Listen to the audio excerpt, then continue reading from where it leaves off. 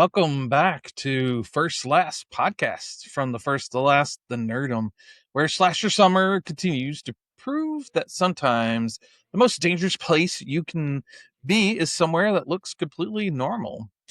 This week, we're heading into the dark, unsettling world of the 1976 horror mystery Alice, Sweet Alice.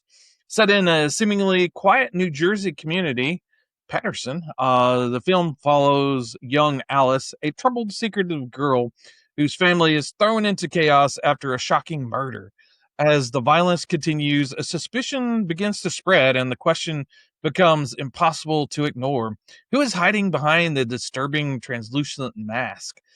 Directed by Alfred Sole, Alice Sweet Alice is a strange and atmospheric entry into the slasher genre, blending murder mysteries, psychological horror, family drama, and religious imagery into something that feels far more unsettling than your typical mass killer movie.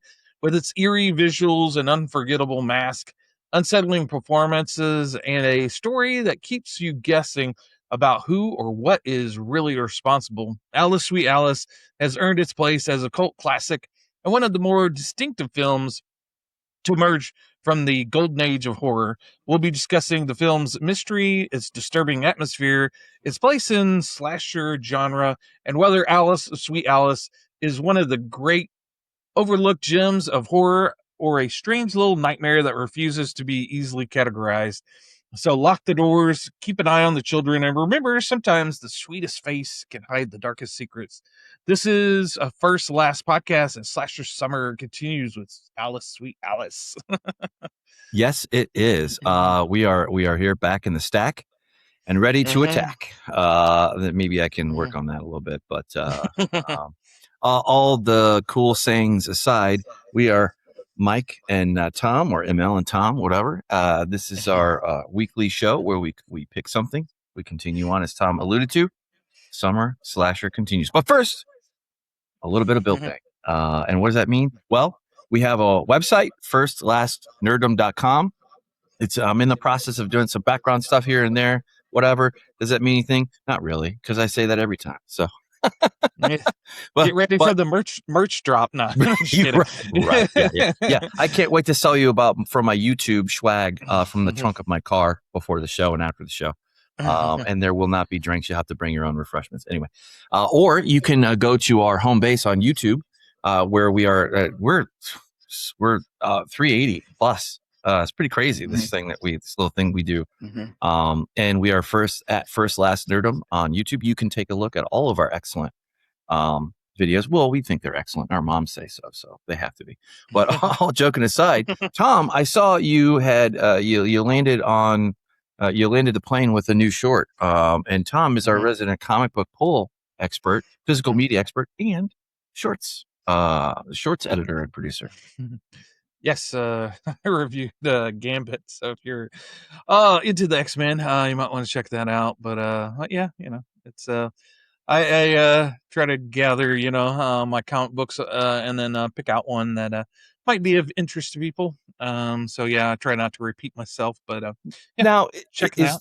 Is this one particularly? I'm pretty up on knowing the general motions of DC are pretty damn good, or are good enough anyway. If you dip in and do the absolute line or something else, but is that true for X-Men? Have they got? Is it interesting? Is it back? If you're affiliated with the X-Men, like I am, all that stuff, is it compelling? Or I guess, would you say this is this arc of Gambit? Well, I'm not going to pin you down if it's good or not, because you're just in it. But do you think it's more geared for the younger comic book new reader, or do you think it's more geared toward the older comic book fan, or somewhere in between?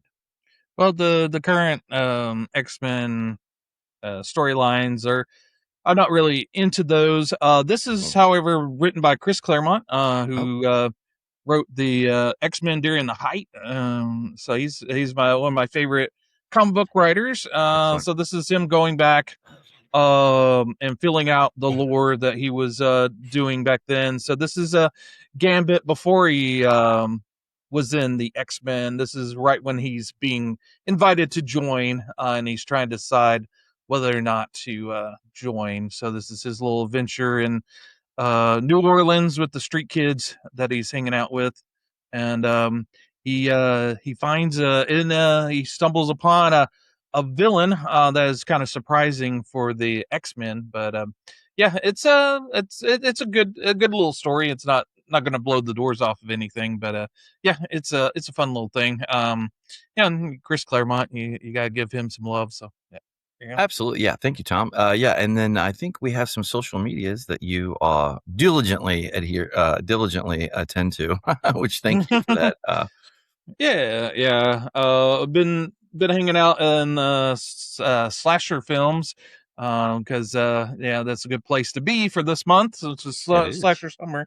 So if you're coming over from there, hello and thanks for the warm invite. We've had some little conversations going on when I post about the movies. So yeah, that's fun. And also on Tubi, all of our slasher movies have been on Tubi so far. So I keep seeing a lot of cool little videos on Tubi on YouTube. I think the cat's out of the bag. That Tubi is probably one of the best places to go for horror on streaming services. And then I'm also on X. But I'm on Reddit and X under First Last Nerdom, so that's where you can find me on X. I'll promote our latest videos.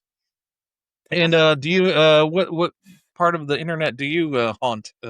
Well, I was on X, but I mean, I'm still on X, but like, I don't really do anything with it anymore. But I mean, I might. This is the saga of Mike in social media and my in and out of it. But I am patently always on YouTube, so maybe I'll do something with that, or maybe I'll just collapse my social media into our website, where I probably should have just done in the first place. But whatever. We are all primed and ready to go for this week's one. You set the table very well for this, and just to kind of reiterate where you can see this: Tubi and Plex, free with ads, or Canopy with your library card, and of course, if you want to do paid, you can as well. Prime Video and others, Fubo TV and others. Physical media, we'll get to a little bit because we do like to touch on that, especially if it's something that we're talking, reading about, or fawning over, like this film. And I don't know that we're going to be doing so much fawning, but boy, the first 2 weeks for Slasher Summer, we were at summer camp and we survived. But now we're coming back and we're going to church. So with that set up, like this one doesn't wait too long, although it is very interesting. I find that these, and would you argue, I mean, I'm not going to be super nerd about it, but I will ask you, Tom, what do you think about this in the lineage of slasher? This one was before Halloween, so it's also foundational. You could argue a prototype, but it does it in its own way. So where do you land on that as far as a slasher? And I know we kind of have. I think that over time, we have definitely we refined our sense of horror. I went from like being a zero and just assuming they're all slashers in Friday the 13th, and why would I want to watch that? I've already seen it. To no, horror is a very rich and deep genre.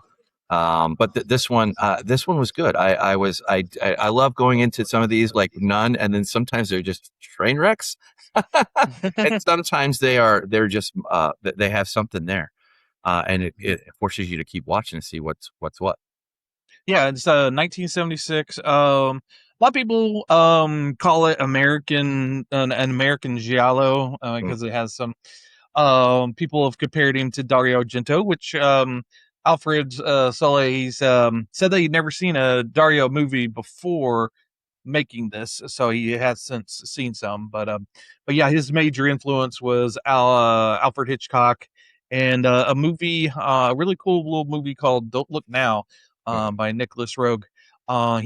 Which features a raincoat, a red raincoat in that one, pretty prominently, whereas this one's a yellow raincoat that keeps popping up. Well, but this movie, yeah, it's called a proto-slasher because it's kind of came before all the major slashers. But yeah, it fits nicely, and it's been on a lot of people's top 10, top 50, top 100 slasher movies. So I felt comfortable throwing it in for this month to go over. Yeah, I agree. This, even though it has the mask, the raincoat, the knife, the body count, they're all here in 1976. What did Halloween actually invent? Well, Halloween did it its own way. So it makes it uniquely its own in this vein. But yeah, And the, another independent horror movie. A lot of times, yeah, I keep finding that, especially if you research the movie, but sometimes the behind the scenes stuff is even as interesting, or even sometimes more interesting than the movie itself. This movie there's a lot of interesting history behind it in the making. Like the director himself, he was a an architect. He was renovating a bunch of historical houses in the New Jersey area, and that's why that's how he got access to a lot of the cool filming locations in this movie, because he made connections with people.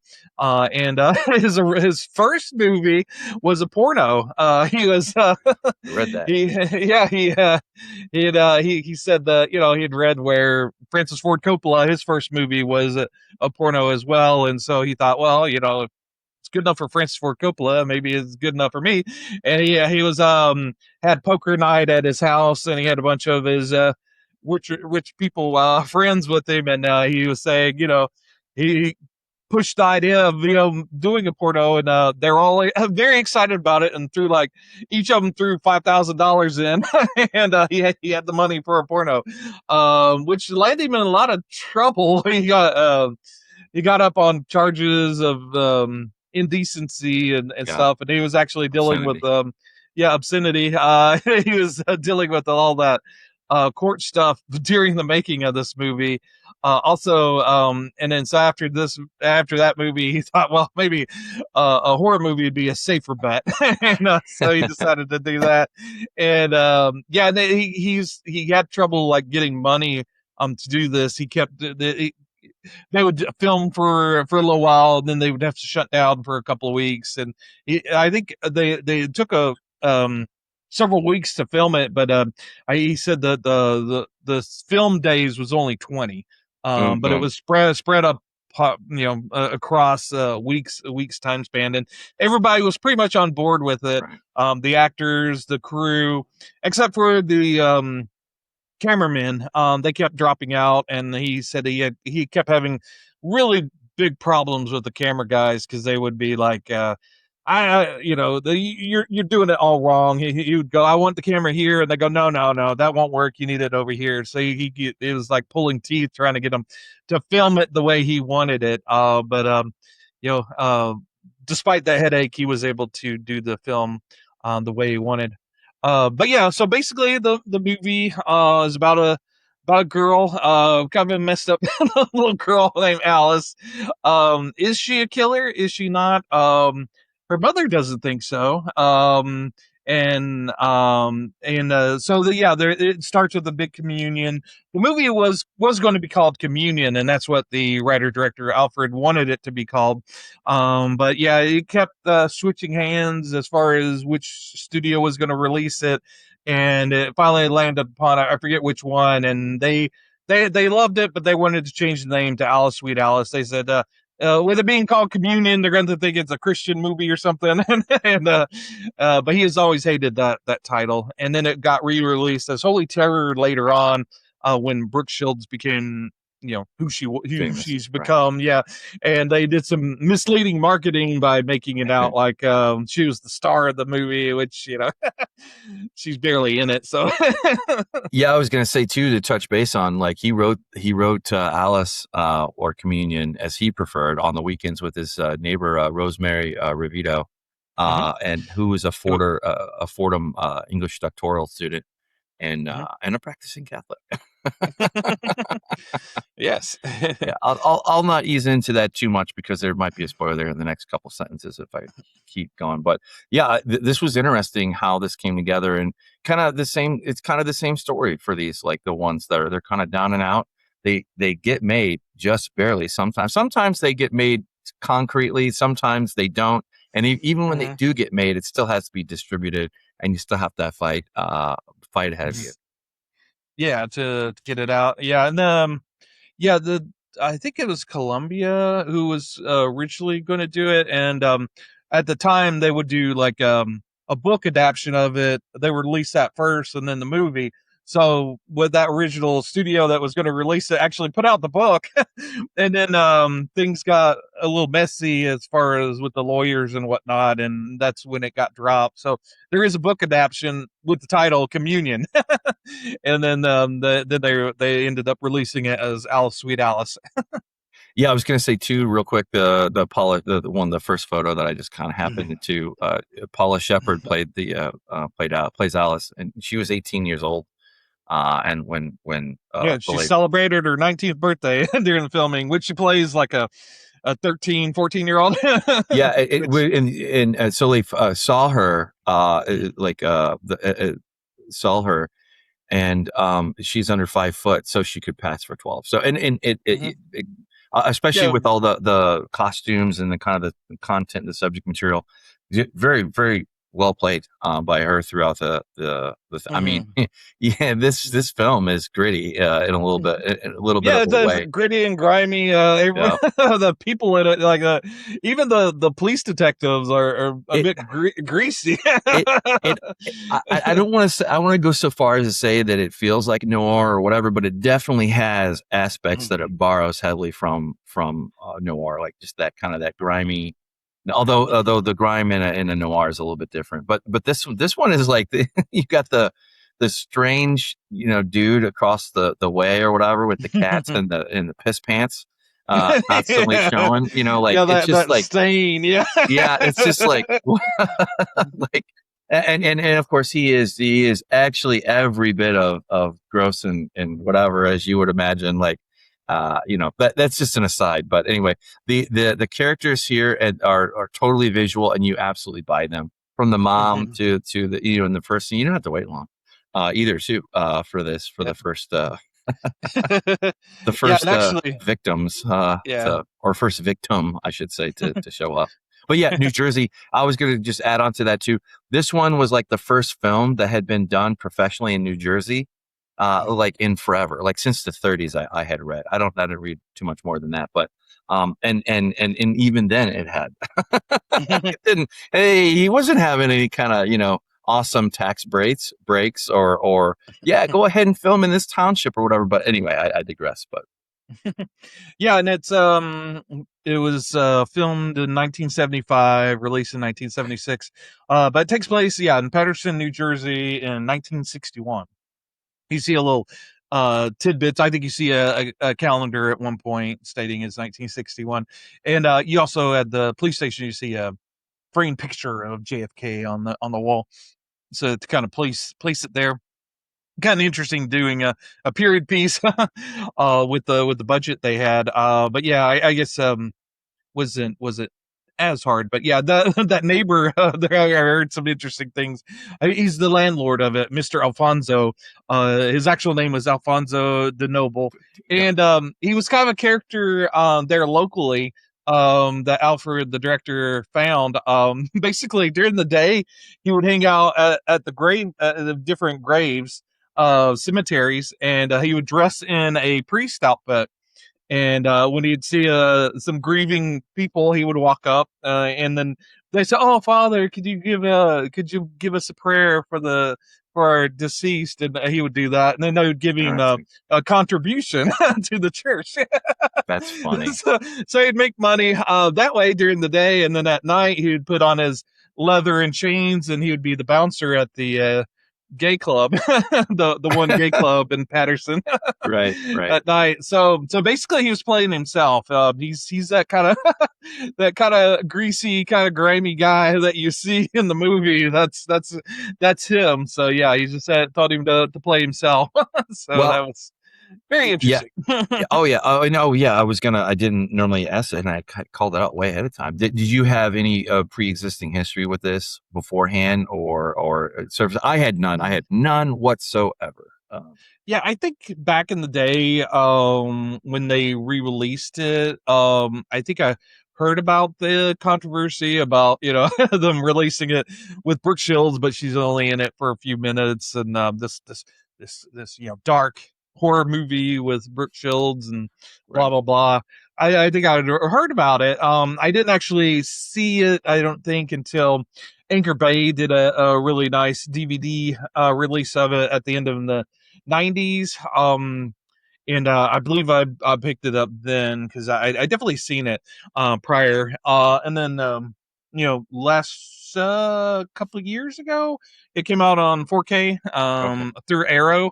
We'll talk Right. about that a little bit here, but yeah, any of the back behind the scenes stuff I got from all the commentaries and interviews from that.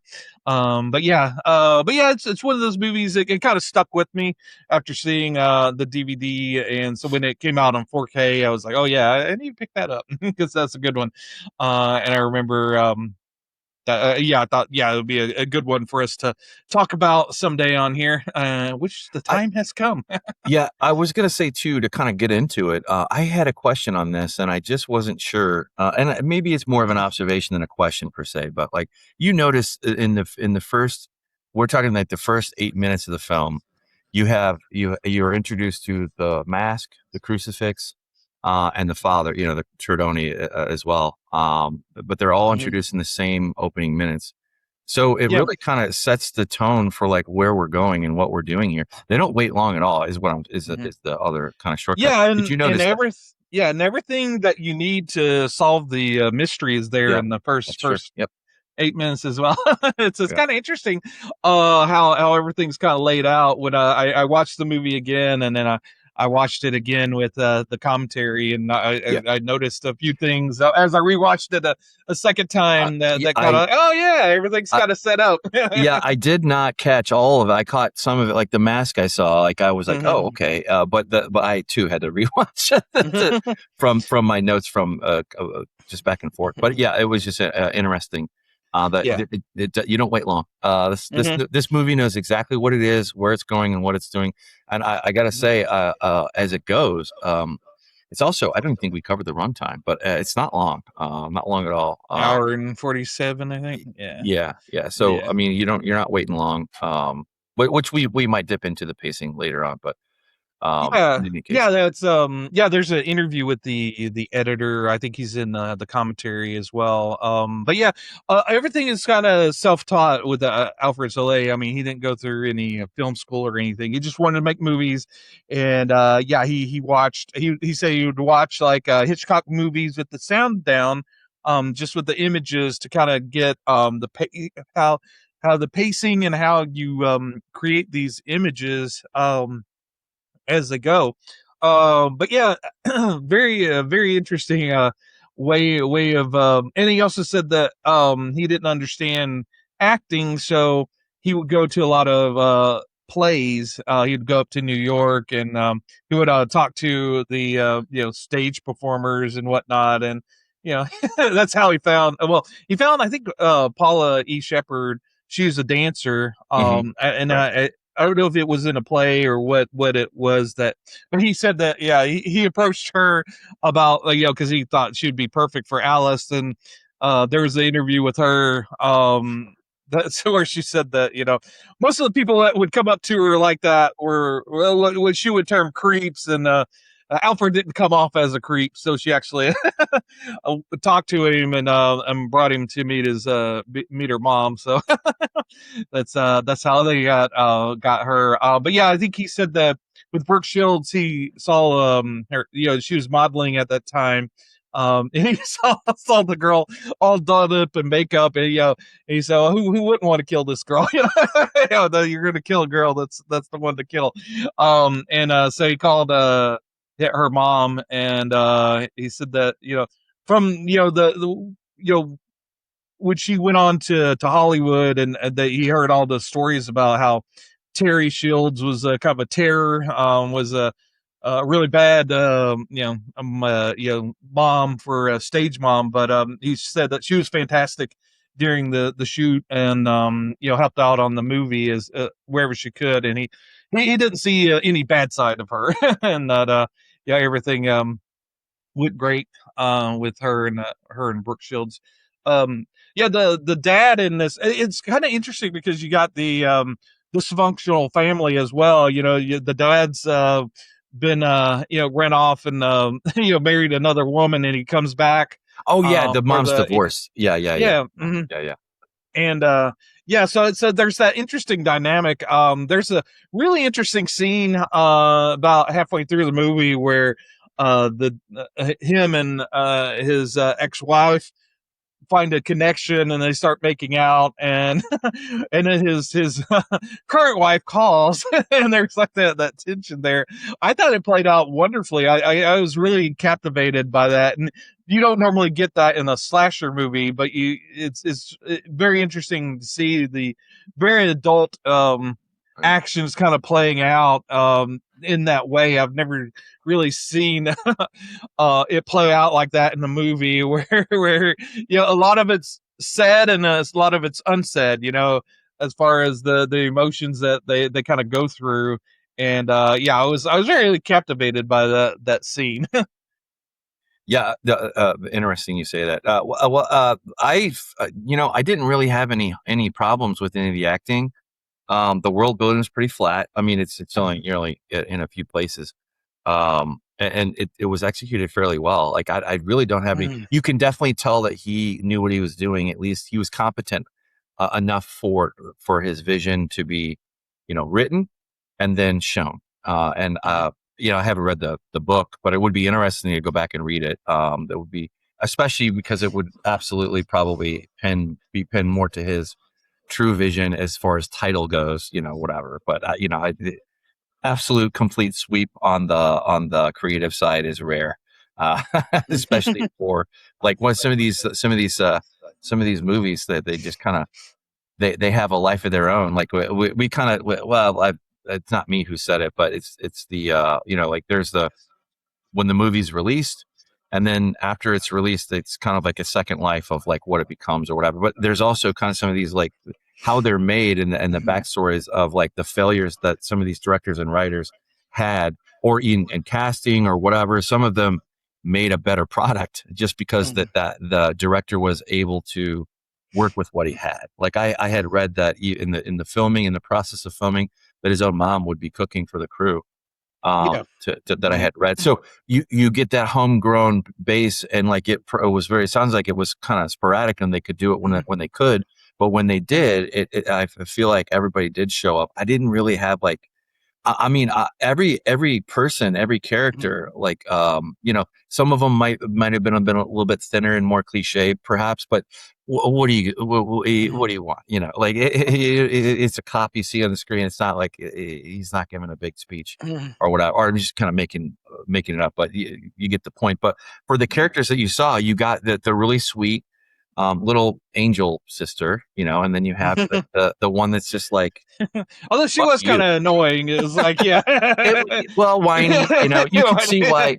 Well, when you're a sibling to and they even nailed that to your point, because that's exactly what happens. Like when you're the annoying one, or you're the goody two shoes, and you whine and you're the tattletale or whatever, whatever. Like you get, that's kind of like another thing, like for your sibling, that's extra permission to fuck with you.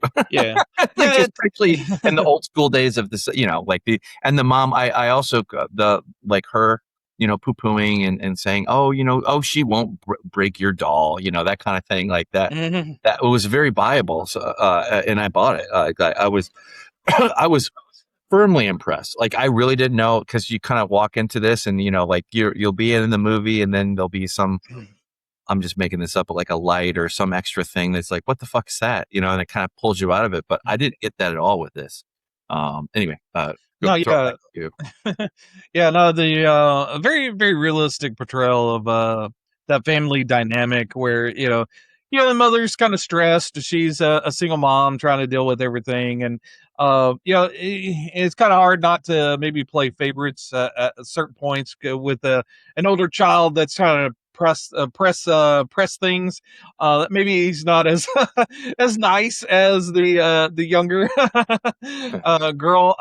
It's easy to maybe let things slide, and you don't give the attention that you probably should to the older child, because they're maybe a little bit more self-sufficient, and maybe and Alice makes it hard to like her. It's she is kind of a weird child that does some pushes people's buttons just because she can, and it's very realistic.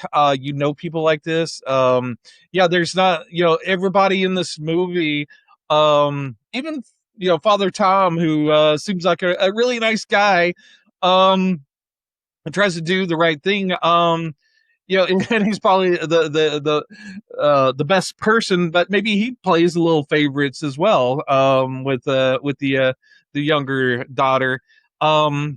But yeah, everybody's has their own agenda. They're looking at things, and so there's not like a clear protagonist that stands out as all good. Even the father is trying to make right, and he's trying to do the right thing at this point, but he's got he's kind of got a shady past. We know that he's left this family, and that he's neglected the children. He hasn't showed up in a long time. It takes a death of one of the children to even show up. So he's not altogether great either. So, but it's very, very fascinating that all of these people have a little quirk or something against them. Well, and that's kind of the I think where the realism, like I think where the kind of that grit feel, the realistic feel of it, especially it doesn't flinch away from the content here. Like normally the child, so I mean. We saw in a couple of previous films over the last couple of weeks, like how precious innocence is, but generally speaking, like to touch on such a hot third. I mean, Catholicism and who authority figures were still meant something even in 1975, 76 or whatever. Like that was very true back. I mean, it was to have the author of something have obviously soft pork, but there's also more decency and censorship throughout just about every industry, whether it was American or otherwise. But it just I'm kind of pulling it back in. But the dad is kind of checked out, kind of far away. But literally the pattern of like you get divorced and like I'll see you once a month on the weekend, or whatever, or this kind of like this parenting from afar. Like but everybody's real, and they're like you touched on, like the dad, and it's like oh I do have kids. There something happened here, and even to like I don't know what it was, like it was the funeral or whatever, and then they had the cake, and anyway it also kind of shows the interactions between the kids too, and the adults are interesting. They're just there's kind of a mirror kind of aspect of it, because the mother, her sister's very present, and there's like this antagonism between the sisters, the older sisters, and then the younger sister, Alice and her sister and cousin. There's that interesting play dynamic. And that the aunt, or the older sister, she's a bit of a pill. She has her opinion, and she lets them know, and her kind of meek husband kind of runs around, that little mousy guy that kind of yes dear, kind of deal going there. But no, there's a lot of interesting characters. A lot of movies you kind of get lost in the characters because they all kind of blend together. But there's everybody is very distinctive in this movie. Very distinctive and interesting.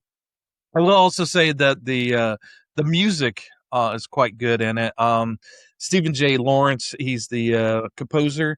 Very in again, Alfred wanted a more kind of Hitchcockian sound to it, so he asked him to make it sound a lot like Bernard Herrmann. And during the more slasher scenes, you do hear sort of echoes of that psycho re sound that kind of comes through. I was going to say, there's an interview with Stephen J.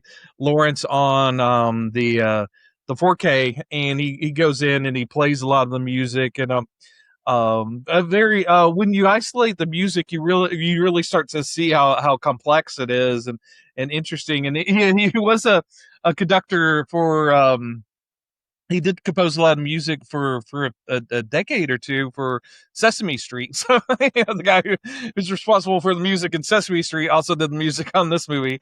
Um, and was good. He did also mention how a lot of people on YouTube have been discovering this movie, and that he was actively kind of watching that. And I was going to give a shout out to him, but unfortunately, he's since passed away. Unfortunately. Mm. So, but yeah, very, very interesting interview with him on the disc, and like I said, the music is quite a bit of a highlight, because again, it's a small indie movie that kind of they kind of patched it together with duct tape, but it's a very professional looking movie, that you would think that a big Hollywood group were behind it, but it was all kind of done, even like the they talked about the knife that they used for the killings.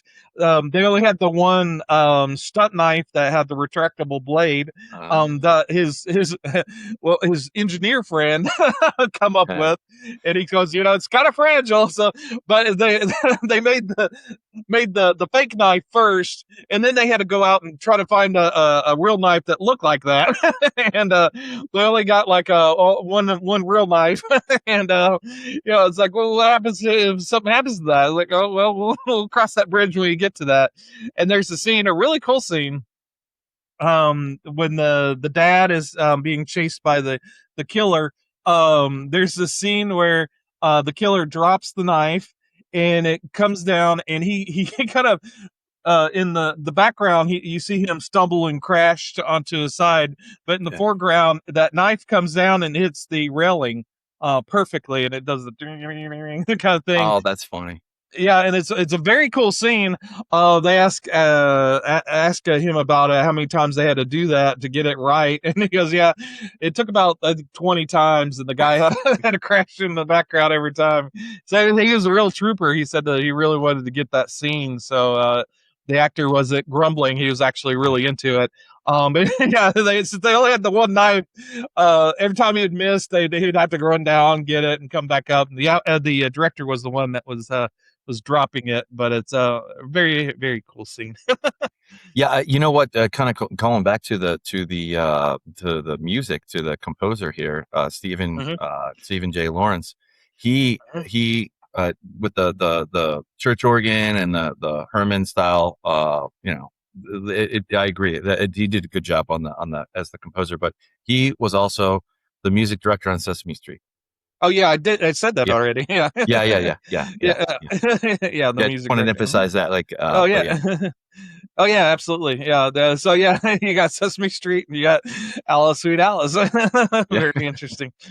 Yeah, absolutely. Yeah. Now, what did you think about the first 20 minutes of this, say, compared to The Burning? Like, because I think that they moved very differently. Compared, because of the obvious kind of, like, it also kind of did things its own way, and this did it its own way, although it had definitely influence from other things, like kind of proto, which is why you had called out that it's called or known as a proto-slasher. How did the first 20 minutes grab you overall, just in general? Like, did they keep you? Did you make you want to keep watching, or what? Well, I kept hitting you with things like, you get kind of introduced to the kids and the dynamic between them. You get the little scare that the one does to the other one. So you get a sense of the antagonistic relationship between the sisters. Kind of sets up the idea of if Alice could potentially be the killer. They do a nice fine line between things that it brings it adds as it goes to the tension of it. And you, like I said, you get these interesting characters like the landlord guy with his cats and a stain on his pants. You're kind of fascinated. Whereas, like with The Burning, you get get introduced to all these kids, and they try to make you really like them and get interested in them before all the bad stuff starts happening. Whereas this movie's not really interested in winning you over with the actors or the characters. They're going to be kind of weird, kind of there's like a reality to it, but you're drawn in by the mystery. Is she or isn't she the killer? If she's not the killer, who's the killer? you have at that point too, like that's like kind of like where really the machine turns on Alice. That you got everybody's piling on, and that one thing like Jesus Christ, like they really don't like her. never like not even one person like would defend just a little girl, but well, except for her mother. Her mother's right. Well, her mother always believed. Yeah. It was very much even when the killer's right there in the moment. And also Alfred, the director, he was very fascinated by he saw like this Italian action movie, I think it was, and he was kind of mesmerized by the violence. Everybody's getting shot and getting killed all over the place, and everybody in the theater were like going along with it. And he said, but there's a moment where like the killer spits in this other guy's face, and everybody's like, oh. And he realized, okay, well, no one knows what it's like to be shot. Well, most people don't know, but there's a kind of a guttural reaction if you get spit in the face. That's something that people have had done or to them, or but that's more something that you could relate to or imagine happening to you, as opposed to getting shot. And as he kind of approached that with this movie, there's a very cringy scene where the aunt is attacked and her foot gets stabbed, and he wanted that that there says that's more visceral, and people could feel that. It's something that and that's sort of the same attitude. I heard a similar thing said by Dario Argento. He wanted the to be more tactile and something that you could really feel as an audience member, and that has more of an impact as opposed to something elaborate that an audience member would have no frame of reference for. Yeah, like some super level, something deep seated, or something that's implied or whatever. But yeah, usually they murder the whole concept with exposition sometimes, but and crappy execution. But that's thankfully that's not the case here. Yeah, absolutely.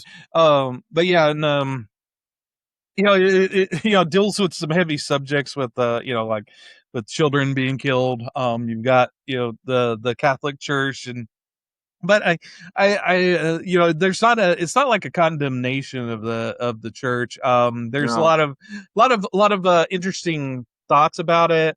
There's the kind of maid or the housekeeper that looks after the priest in the home, and Alfred said that he kind of based it off of a real person that he knew, that was a housekeeper, and he was kind of taken with how protective she was over the priest, and that was her job, and she took it very seriously, and the safety and the well-being of those priests was very keen on her mind. So that sort of played into how the movie was constructed.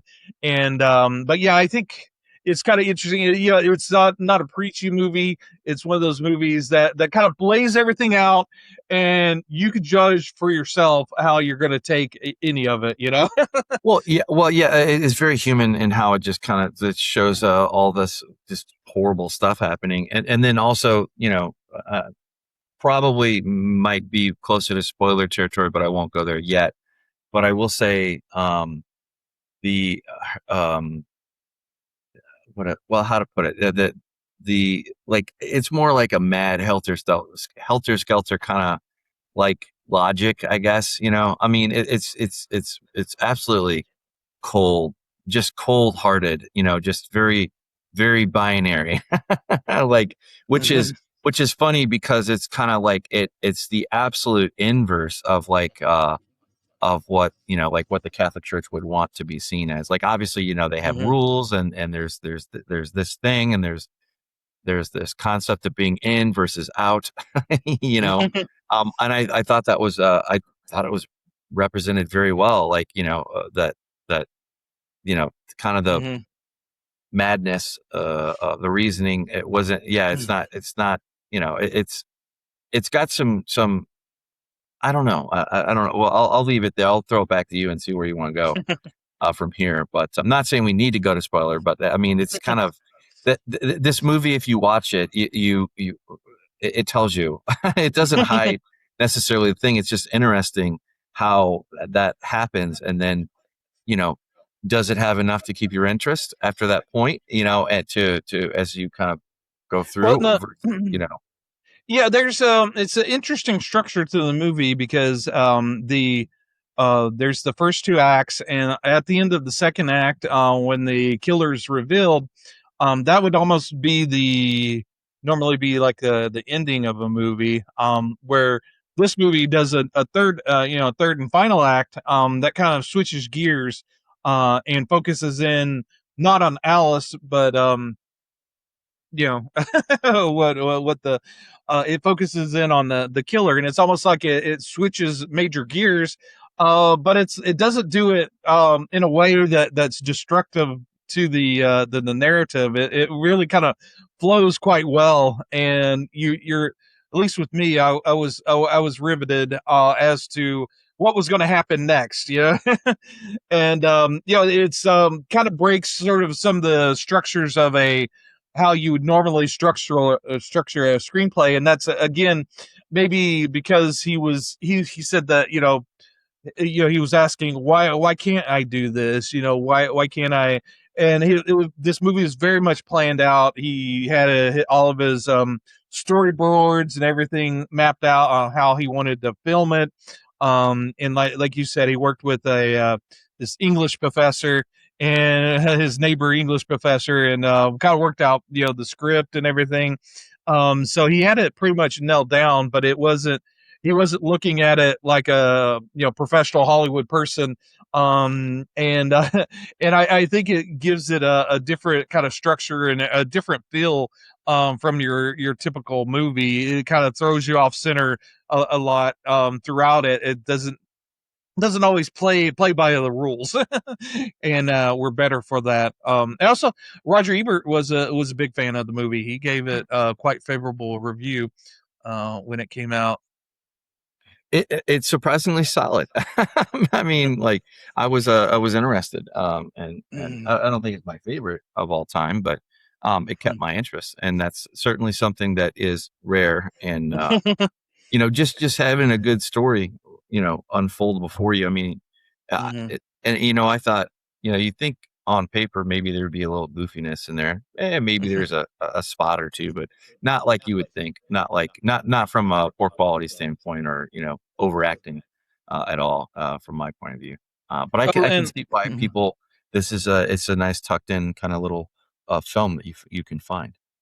yeah, yeah, and like I said, it wasn't a big hit when it first came out. It's kind of found its legs as a cult classic. People have discovered it. The mother, Catherine, played by Linda Miller or Gleason. She's actually the daughter of Jackie Gleason, and she's the mother of Jason Patrick, another famous actor.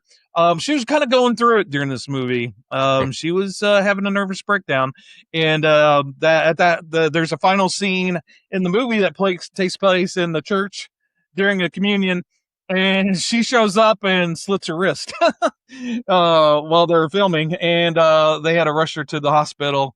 She tried to you know uh, self delete herself, is what we call it on YouTube, in front of everybody during this movie. So it's was kind of a crazy. He did say that she was kind of difficult to work with, but obviously she was kind of going through it during this movie. Right. But yeah, but he said overall, despite her and the cameraman, everybody else kind of worked together. And he said, I think the guy that played the dad would bring everybody coffee in the morning.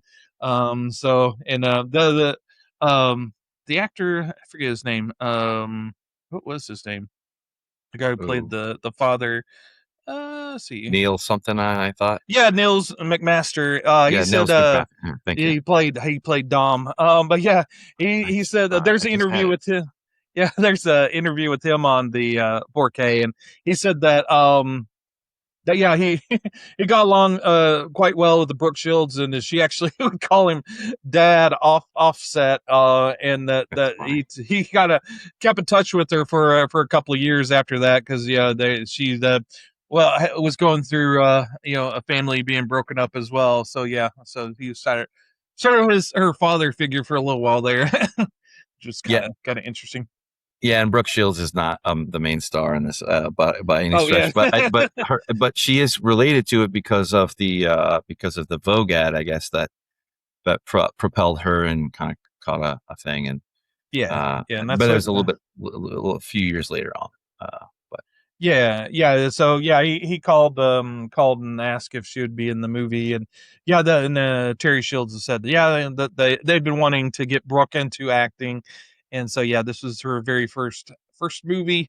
But yeah, little did they know how big she'd be. But yeah, I will say, yeah, the 4K is very nice. They did a very nice job. This is Arrow Video, and I think I got when it came out, so it came with the slip cover, and you got the other. It does have a booklet in it, but I think on after the releases they kind of take out the booklet, so I don't know if you still can get the booklet in it, but that's cool. yeah, there's that. Arrow always does a great job, and during this time I gave you the link. Barnes and Nobles has a sale on Arrow videos, 50% off, so you can get this for only $25 on 4K, 20 on Blu-ray. So it's a great price, half off. So yeah, definitely worth checking out if you're a physical media person, and also you might want to go through the Arrow library that's on sale, because like I said, it's 50% off. It came on the tail end of the Criterion. They had that sale went off, 50% off went off on I think Sunday, and this one started today on Monday, so I think it goes through August 30th. So yeah, you got some time to kind of peruse their titles and take a look. I've got quite a few Arrow videos that they always do quality jobs on their 4K, and I will say that this one looked quite nice, and they did it especially. They had the Blu-ray a few years back, I think 2019, and then this 4K that Blu-ray was done on a 2K print, whereas this one was a brand new transfer. So this if you get the 4K, it's a brand new like I said, 4K transfer on this. That's good. That's good. Yeah, I was going to say too. What? Well, we haven't touched on the body count. I don't know if you're ready for that portion. Oh yeah, push it out. This is kind of skimps on the body count. So our first movie, I think we decided that was 10. And then the last movie, The Burning, we came on 9 because the killer, I don't know if he died or not, but most people count him as dead, but I don't know. So 19 as of the last movie, and this week there's only 4 kills. So that brings our total up for this month to 23. Does that sound right to you? 3. I would say 4. I could argue 4. I said 4. I said 4. But the total from the 3 weeks is 23. Oh yeah. No, you're right. Yeah, sorry. Yeah. Actually, I did. So sorry. I got sidetracked. I apologize. What did I say? Okay. Yeah. No, the Sleepaway had 10. The Burning had 9. I think and then this 4 from this week, 23. Yep. Yes. That's right. Yep. We are on the same page. Yeah. Sorry about that. I had to go find that in my notes. Yep. And then I think we'll have one more slasher movie, even though it's technically August, but next week we'll have one more. We'll find out, see what our total body count is. Yeah, absolutely. Yeah, and we'll absolutely do another. Well, we'll see what the next one is. Well, that'll be fun. Mhm. But hopefully it'll be a good one that we can bring and talk about. Yep. Like it is for every week that we do this thing. I was going to say too. Was there Mm. any? I think we're kind of clear here. Was there Yep. any other thing that you we needed to hit, or because we did do the body count, we did the physical media. Mhm. Favorite scene. Favorite scene. Oh, I think to be honest, I think I like that moment where the parents have that moment. I really like that scene where he talked with his ex-wife. That was kind of an interesting little diversion that happens. Either that or Was that the stairwell? No, never mind. Never mind. no, it's in the In the warehouse. apartment. Oh, Yeah. okay, right, Yeah. right on. But but yeah. Do you? But yeah, I enjoy Mr. Alfonso as well with his pee pants. yeah, yeah. I was tracking on that. Yeah, he was a character, Alfonso the Noble. But I think the warehouse, the doll scare, at the first part, I think that kind of sets the scene of like, just everybody's fucking mean. Like, Yeah, I think it kind of encapsulates the film. and that Or the doll. not just. Oh, go ahead. Yeah, I was gonna say that doll that yeah, the little girl likes with the rotating heads. That was kind of creepy. Yeah, yeah. They had different opinions of what were considered precious, I guess, back then.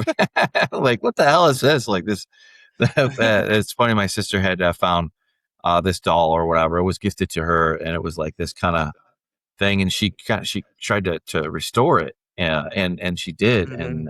and it's just interesting. And then she showed it to me, and then she has like this Mardi Gras mask on it, and she's like, uh, "Here's why I did this," which was like, it looks even creepier without the mask on. It looks a little bit more Mhm.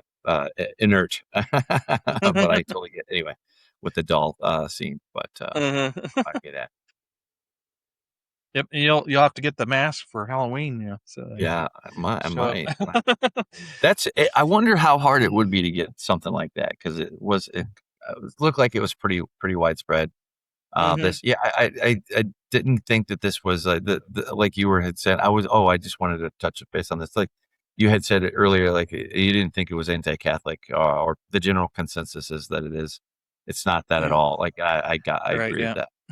But we already covered that. Um, Yeah. Yeah, and spoilers, I don't know if you want to get into the actual killer and your thoughts on her. But yeah, I will say, yeah, like we kind of touched upon the clues were there. Like at the very beginning of the movie, Alice scares well, it's in the plain sight, plain yeah, sight. she kind of scares the housekeeper with the mask. I didn't realize that, but that's probably where she got the idea for the mask. And then one thing you'll notice, like, the both Alice and the killer have the yellow raincoat, but Alice has a little badge, a little police badge on her raincoat. So if you notice, whenever the killer's killing people, that's not there. So Mm, that's pretty readily apparent. That you could That's a tip off that it's not Alice who's doing the killing. interesting, very Yep. interesting. Yeah. Yeah. Well, it's just also telling that Alice would just her family would just turn on her, like like thankfully she had her mom, but Uh-huh. yeah, I don't, I like I said, I don't know, like if you want, I mean, we got a couple minutes left, we can, but going into her motivation is just kind of like, because you killed this girl because she had because her mom wasn't married or whatever, okay. And then, the other ones are, a little bit more, Well, kind of a little I bit more makes sense, I guess, kind of from the sin aspect, I guess, ish. Well, But with her, I think. Well, I kind of picked up on that she was kind of jealous of the little girl, that she was taking the the attention of Father Tom away from from the housekeeper, and he's kind of focusing More it. based than that. Yeah, I that see. little Yeah. girl was the sort of his world at that point. You know. Yeah, I guess I kind of took it just more from like her perspective of she just is mad. She's just, you know, like I said, Helter Skelter, like, and it would kind of fit then that there would be kind of some kind of like a affection, you know, or missed, Yep. you know, kind of thing there. Yeah. I'm not going to tap dance on that too long, but Yeah. but because she is there's the spinster too, you know, it's kind of like her time is already done, you know, essentially, like. And this is, but she's still kind of like inventing usefulness for herself, like Yeah, and to take care of the it's father, and just like it was based on the real life, you know, I think it was based on off of what he wrote, that was based off of influences like from his family or his yeah. grandma, whatever it was. I don't have Yeah, it in front yeah. of me. He said that the housekeeper was based off a real person, real housekeeper that he knew for the clergy. But yeah, I was really fascinated by who the killer turned out to be, because it's sort of like she's hiding in plain sight, where Oh yeah, no one notices her, and that's her way of hiding, of kind of blending in, and yeah, not being seen. That's sort of her cloak of invisibility, you know. And right. and how maybe we don't pay attention to people like that, women that are older, that it doesn't have, maybe, these kind of disposable people that we just don't notice, the housekeeper, who knows this is the housekeeper, so especially in a movie, so Right. yeah, it kind of plays on that. But yeah, a lot of interesting questions that gets raised, and ideas, and like I said, it doesn't really make a judgment on anything. It just kind of No, lays it all out. And it the shocker at the end is during the communions, kind of, yeah, it still has an impact. That's what I was going to say, that this movie still well, has a major punch to it, even after all these years. After all these slasher movies, this movie has a little bit more going on than your average slasher. Well, it handles like the real life kind of human moments, the like just the tragedy very well. That adds to the layers of it. Like versus like a slasher is kind of it's kind of black or white. It's kind of, Yeah. I mean, there is kind of a little bit of a punishment or sin, Hmm. sin eating behavior Hmm. from like Hmm. rectifying something or Yeah, yeah, and it's it's I there. like the interesting portrayal of the police, because, the average Hollywood cop and a detective in a Hollywood movie, they're trying to find justice. They're trying to find the true killer. They're trying to Right. find the answers. They're digging under. They're not going to take the most obvious suspect. They're going to dig and find the true suspect. Whereas this is more realistic. It's like, okay, the cops gotta kind of going through the motions, like, okay, yeah, this who's most likely the suspect. Okay, Alice, yeah, let's, they're trying to, confirmation bias, they're trying to put it on her, and when when they don't kind of mix words when they talk to the father. It's like, okay, the father's like, screw you, I'm not gonna let you talk to her. You've already got her convicted, but Yeah, yeah, absolutely. and the cops are kind of creepy, especially that lie detector guy, man. Well, I was just gonna say that's what I was gonna that's what I was eventually gonna allude to or try to connect to, which is the seriousness. Like this movie takes some serious, heavy kind of stuff, and it puts it in your like I said, they don't like Alice. Like she gets kind of pushed, onto that, like in front of the detective, like you're talking about, like that. It's like Jesus Christ, like you guys really fucking hate her like that. It's like, but anyway, but it's true. It is true to life, because it's like, obviously, if you don't conform, and again, I go back to like, this is still, we still had, conformity was still a thing of, and if you were not, you were not towing the line, even though you get Mhm. cleared, definitively cleared. Nope. Like, it's just like another layer of hell. Which would if it were modern, that would mean that there would be like another That would be this would be the prequel to the and Well, that's I love how the movie ends. It's like a very big question mark. Alice is kind of made off with the killer's knife, so it's like is she gonna kind of carry on as the sins of the adults get passed on to the children? Is she gonna get messed up so bad with this that she's gonna maybe carry on as a killer, or is she just a fucked up child?